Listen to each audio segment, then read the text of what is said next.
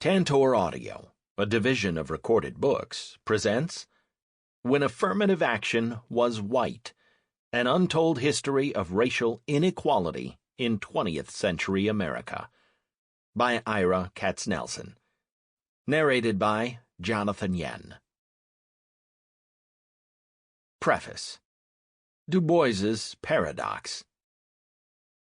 No more critical situation ever faced the Negroes of America than that of today, not in 1830, nor in 1861, nor in 1867. More than ever, the appeal of the Negro for elementary justice falls on deaf ears. 3/4 of us are disenfranchised, yet no writer on democratic reform says a word about Negroes.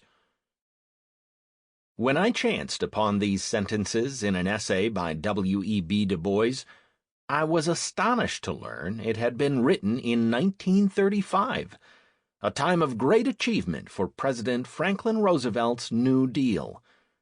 That year, the President and Congress looked beyond the nation's economic desolation and hoped to find more than temporary measures to relieve mass hardship. Joining forces, they created Social Security and assured workers they could band together in industrial unions. More broadly, they sought to demonstrate that the globe's leading democracy could fashion an alternative to the appeal of Soviet and German dictatorships. These new initiatives coincided with a historic political shift, in which a majority of black Americans had begun to turn away from Lincoln's Republican Party to offer their votes, when they could vote, to Roosevelt's Democratic Party, despite the presence within the New Deal coalition of Southern Democrats who fiercely protected Jim Crow. Keenly aware that this shift hardly was ideal, Du Bois was in no mood to celebrate. Black America, he understood, was mired in difficulty despite any bounty offered by the New Deal. Negro children are systematically denied education. When the National Education Association asks for federal aid to education, it permits discrimination to be perpetuated by the present local authorities. Once or twice a month, Negroes convicted of no crime are openly and publicly lynched and even burned. Yet a national crime convention is brought to perfunctory and unwilling notice of this only by mass picketing and all but illegal agitation. When a man with every qualification is refused a position simply because his great-grandfather was black, there is not a ripple of comment or protest. The contrast between the extraordinary policy advances of 1935 and Du Bois's mordant appraisal of the pervasiveness of racism at the height of the New Deal unsettled my conventional understanding. I soon launched a research program to ask how the achievements of Presidents Franklin Roosevelt and Harry Truman had been shaped by the pivotal role Southern Democrats were still able to play as guardians of racial segregation. I also set out to identify the consequences of these ties between social and racial policy on American politics and society today. When Affirmative Action Was White is one result of this endeavor. It reveals how policy decisions dealing with welfare, work, and war during Jim Crow's last hurrah in the 1930s and 1940s excluded or differentially treated the vast majority of African Americans. It also traces how inequality, in fact, increased at the insistence of Southern representatives in Congress, while their other congressional colleagues were complicit. As a result of the legislation they passed, blacks became even more significantly disadvantaged when a modern American middle class was fashioned during and after the Second World War. Public policy, including affirmative action, has insufficiently taken this troubling legacy into account. My goal in developing these arguments and proposing guidelines for new policies is not to write yet another history or analysis of affirmative action. The number of articles and books on this subject is considerable. Policy historians have taught us how the origins of affirmative action as federal public policy in the 1960s and 1970s were byproducts of other intentions. For more than 3 decades, justices of the Supreme Court have gauged the legal status of affirmative action. Many scholarly and popular onlookers have disputed how affirmative action has shaped our schools, workplaces, and government, civil and military. Advocates and detractors have developed powerful arguments about key moral, constitutional, and practical issues. These, by now, are familiar. I remark on these conflicting understandings and patterns, but this commentary neither is my main theme nor my central purpose. Writing as a historian, I want to set the record straight. As a political scientist, I would like to understand the mechanisms that produced these outcomes. As a citizen, I wish to present these understandings in order to alter our misconceptions and reposition the direction of how we think, talk, and act about affirmative action. Rather than limit attention to successful programs that have made our elite institutions more racially integrated, I propose that affirmative action focus on antidotes to specific harms that date back to national policies in the 1930s and 1940s as remedies for the deep, even chronic, dispossession that continues to afflict a large percentage of Black America. Above all, I want to shift our focus in 3 primary ways.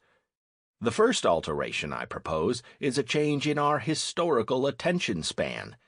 Discussions about affirmative action, whether historical, philosophical, sociological, economic, or political, usually begin with events and debates that took place 4, rather than 7, decades ago. This I believe to be a mistake, albeit one easy to understand. After all, the language of affirmative action as well as explicit policies carrying that name only were launched in the 1960s. By contrast, I look back as well as forward from the vintage of the mid-1960s. As a result, a mainly neglected earlier history of race and public policy comes into view, allowing us to see, think, and act about affirmative action in fresh ways. The second modification intends to broaden our understanding of these issues. Today, when we say the words affirmative action, we almost always think about higher education and top-tier jobs. Recently, I conducted a quick keyword electronic search to classify stories about affirmative action in some of the country's leading newspapers: Atlanta Journal-Constitution, New York Times, Washington Post, USA Today. News magazines: Newsweek, Time, U.S. News and World Report, and the Black Press: New York Amsterdam News, Chicago Defender. In each case, education and college vastly surpass any other category. Only jobs and employment are also present in significant numbers. By contrast, the words poverty, inequality, and social justice show up in the media with far less regularity. By linking the history of affirmative action for blacks since the mid-1960s with the prior record of affirmative action for whites, I hope to refocus public debate on these neglected subjects. A third shift in this book is placing affirmative action on more secure ground by binding New Deal and Fair Deal history to an argument about when, why, and how history should count in crafting public policies today. I first encountered affirmative action as a young assistant professor. In 1971, I served as the junior faculty representative at Columbia University on a political science search committee. The Department of Labor threatened the university with the loss of $13 million in federal funding unless it hired more women and minorities. Not fair, said my colleagues, who resisted by proposing the appointments of 5 white men. Struck by the fierceness of opposition to what manifestly seemed fair to me, together with the Department of English, political science had functioned for years as a relatively closed gentlemen's club for white Protestants, I was distressed by the absence of good grounds for a rejoinder to the senior members of my department, who deployed high-minded talk about colorblindness and merit to reinforce a historical pattern of exclusion. Ever since, I have been troubled by the inability of advocates of affirmative action to secure their ground and by the narrowness of the policies they have defended. To be sure, a persuasive case has been mounted in favor of diversity in middle and higher management and law firms, in higher education, and in primary and secondary classrooms, police forces, and firefighting companies whose members interact directly with a heterogeneous public. But this type of defense has inadequately shown why remedies for harms based on race should be deployed. Defenders tend either to make very general claims for compensatory policies without clarifying how affirmative action should perform acts of restoration, or they retreat to pragmatic statements to argue that corporations and universities would be more vulnerable to anti-discrimination lawsuits without such policies in place. Those of us who think the work of affirmative action is incomplete need to bolster our case. Set against the principled opposition to affirmative action, both lines of reasoning are inadequate. Instead, I follow a more historical path that connects remedies to very particular public harms, and I try to explain why this approach is persuasive in both analytical and practical terms. When affirmative action was white, in short, is an attempt to affect the ways we consider this vexing subject. Today, the once contentious, colorblind standard of non-discrimination is broadly accepted. So, too, are efforts at outreach and recruitment aimed at increasing the number of applicants for scarce positions in schools and firms. Where agreement stops is where compensatory discrimination starts. That is, where minority individuals are chosen even if white applicants have more appropriate qualifications judged by customary measures like grades and test scores. The controversy over affirmative action, Randall Kennedy rightly noted in 1986, constitutes the most salient current battlefront in the ongoing struggle over the status of the Negro in American life. The question still bites. As American troops were being dispatched to Iraq early in 2003, Robert Bartley observed in his Wall Street Journal column that, second only to the pending war, affirmative action is the issue of the day. Unresolved and unsatisfactory, debate seems almost endless between advocates of reparations and defenders of non-discrimination and equal treatment who often seem blind to the organizing power of race in American life. In effect, broad and often unfocused claims for restoration have competed with anti-racist principles that direct us to racial neutrality. As a result, these disagreements by politicians, activists, philosophers, and jurists tend to yield the high ground to opponents of affirmative action, who claim such policies are wrong because, however well-intentioned, they remain trapped within racist assumptions. Like many others, I have been unhappy with these choices. Hoping to move beyond options that downplay racism or reinforce racial divisions, this book offers an alternative, one that plates history and principle together, as in a braid. Finally, a word about my subtitle. In what sense is this polemical book an untold history? Although many features of my story have been discussed and analyzed by an array of talented social scientists and historians, The various strands in these excellent studies have not been brought together sufficiently. This is regrettable, because the wide array of literature from which I draw invites just such an effort. From Robert Lieberman, we know how Social Security left out maids and farm workers, and how the landmark law of 1935 distinguished between social insurance for old age and more constricted, less centralized instruments of social assistance. From Jill Quadagno, we learn about the racial sources and implications of modern social policy. From Michael Brown, we discern the tight set of linkages that connected race and fiscal imperatives to the power of the southern wing of the Democratic Party when the modern American welfare state was shaped. From Suzanne Mettler, we are taught how even apparently universalistic public policies can divide categories of citizens from each other. From Neil Foley, we understand the impact of mid-century social policy on racial groups in the cotton culture South. From Elizabeth Cohen, we experience how, even in the North, the treatment of veterans after the Second World War was significantly differentiated by race. From Daniel Kreider, we comprehend the powerful impact race had on the nation during that global war. From Desmond King, we perceive the role that the federal government played from the 1910s to the early 1950s to secure racial segregation. From Nancy Weiss, we witness how torn black Americans were by the bounty and constraints the New Deal presented.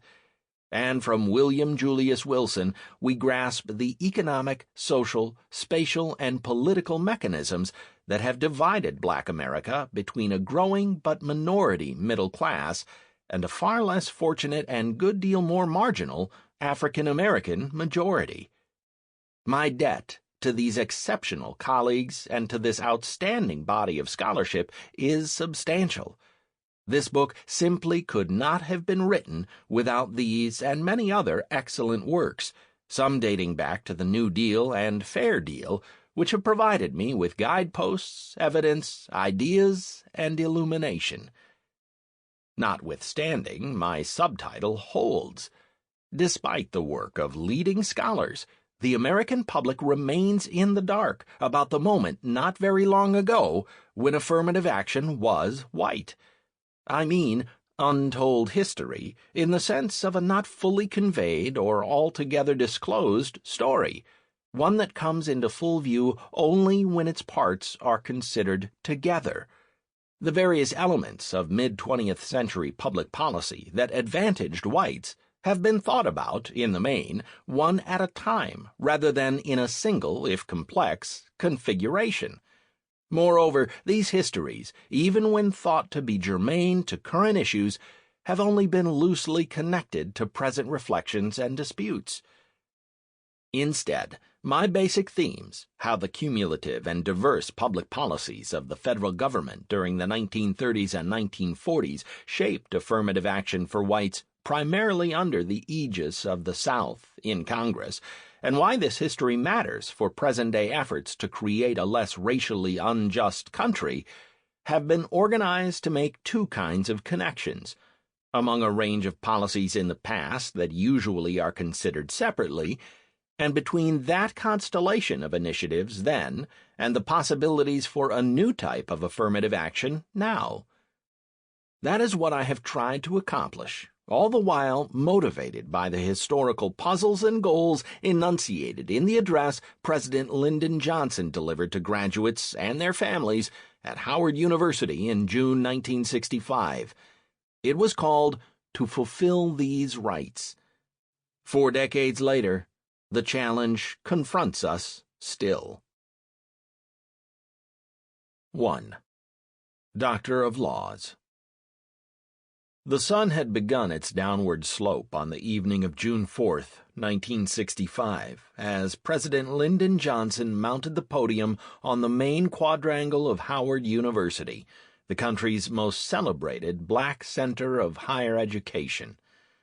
The temporary platform erected for the graduation ceremony stood directly in front of Frederick Douglass Memorial Hall, named for the escaped slave who had become the 19th century's most important abolitionist and had served as a trustee at Howard.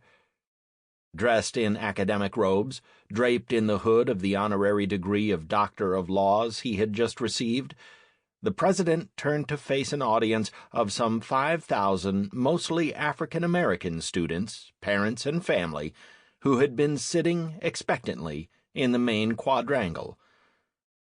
Reading in the unhurried manner characteristic of his native Texas, Johnston got underway by saluting the university's president.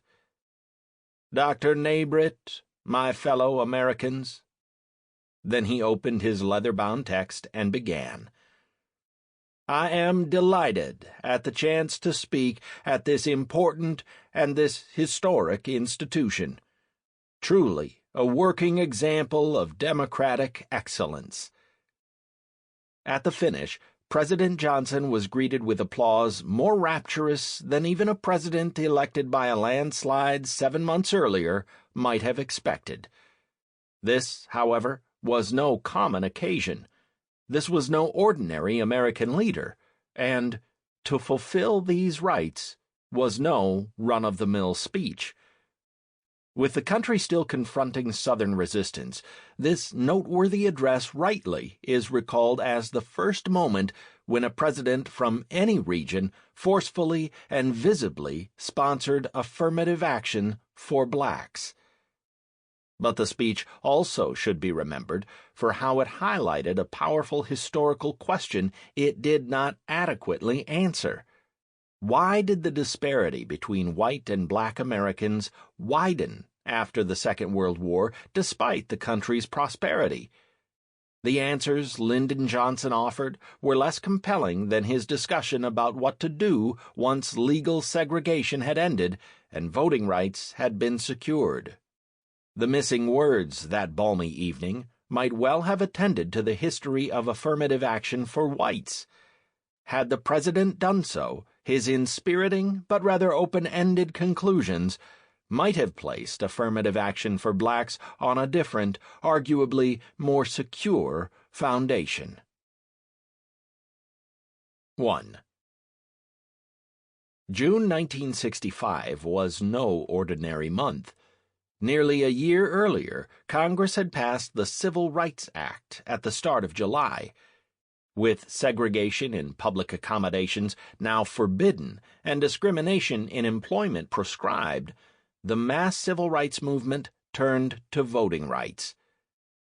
By the start of 1965, Martin Luther King Jr.'s Southern Christian Leadership Conference had begun to focus attention on Selma, Alabama, where local registrars, backed by an oppressive police force outfitted with cattle prods and led by Jim Clark, a jowly caricature of a racist sheriff, had managed to keep black voter registration under 1%. When demonstrations began in Selma on January 18th, repercussions were swift in coming. Sheriff Clark arrested hundreds of campaigners, including a great many children. During the start of a Sunday, March 7th protest walk from Selma to Montgomery, Clark's deputies and state troopers beat the 600 marchers after they had crossed the Alabama River, assaulting them with tear gas, whips, and clubs, and trampling them with horses until they retreated to town over the Edmund Pettus Bridge.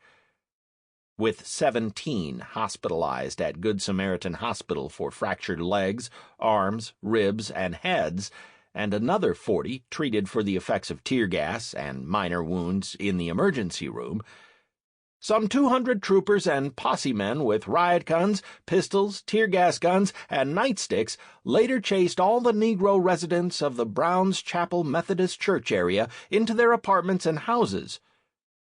At the mass meeting of some 700 people who gathered in Brown's Chapel, Hosea Williams, who, in the absence of Dr. King, had led the march alongside African-American civil rights leader John Lewis, quietly observed, "I had fought in World War II, and I once was captured by the German army, and I want to tell you the Germans never were as inhuman as the state troopers of Alabama." played out on national television, the piercing cries of terror and the visible brutality of gas-masked troopers riveted the American public. Much of the nation watched news reports of the second, more multiracial march led by Dr. King 2 days later. Protected by federal marshals but barred by an injunction from moving on past the Pettus Bridge, the marchers stopped in front of a double line of Alabama troopers and sang the civil rights movement's leading freedom hymn. If you have never heard 2,000 Negroes and whites sing, "We shall overcome," hands joined and swaying in 8 abreast rows on US 80 just east of the Alabama River, Andrew Kotkind observed, there is little that can be said to convey the experience. Civil rights demonstrations are now so old that hardly anyone not actually participating feels the essential drama. But for about 10 minutes, the incredibly complex, overplanned, over-reported, and certainly unresolved Selma voting rights campaign was invested with a kind of profound passion that the world of pseudo-events rarely sees. No one could say after Tuesday's march whether a column would ever get through to Montgomery, 50 miles away, but the purpose of the whole campaign, to convince the federal government of the need for voting rights legislation, had already been accomplished.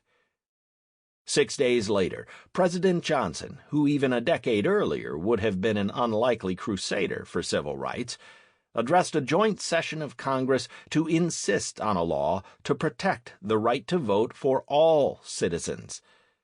If Reverend King's "I Have a Dream" speech at the August 28, 1963 March on Washington had produced the first rhetorical peak for the civil rights movement, this was the second. Speaking to most members of the Senate and House of Representatives in the House chamber, the Virginia and Mississippi delegations were absent, joined in their boycott by several other Southern representatives. Johnson astonished his audience by the extent of his warm embrace of the movement and its goals as he promised to send Congress a law designed to eliminate illegal barriers to the right to vote. Comparing Selma to Lexington, Concord, and Appomattox, the president identified the black struggle as his and as the country's own. Their cause must be our cause, too, because it is not just Negroes, but really it is all of us who must overcome the crippling legacy of bigotry and injustice. Pausing, then raising his arms, Johnson proclaimed the anthem of the movement. And we shall overcome. Arguably, those 4 words represented the most remarkable transformation by any president in the extended history of race relations since Abraham Lincoln embraced abolition. In the early republic, the United States had, of course, possessed the world's most developed system of racial servitude. This long era culminated in civil war, followed by the military occupation of the South and the passage of the 13th, 14th, and 15th Amendments to the Constitution, abolishing slavery, endowing blacks with citizenship, and protecting their right to vote. If only for a moment, the racial question seemed settled. Soon, however, racial oppression took a new form. By the 19th century's end, the South had embarked on a thoroughgoing program of legally enforced racial segregation. Dense regulations, legislated by state governments, sharply restricted the place of African Americans in the public sphere, while regulating private, including intimate, relations between blacks and whites. A combination of social conventions, racist ideas, economic compulsion, theological justification, political institutions, and harsh enforcement by police, courts, and prisons, buttressed by private violence, supported the unyielding inequality mandated by Jim Crow.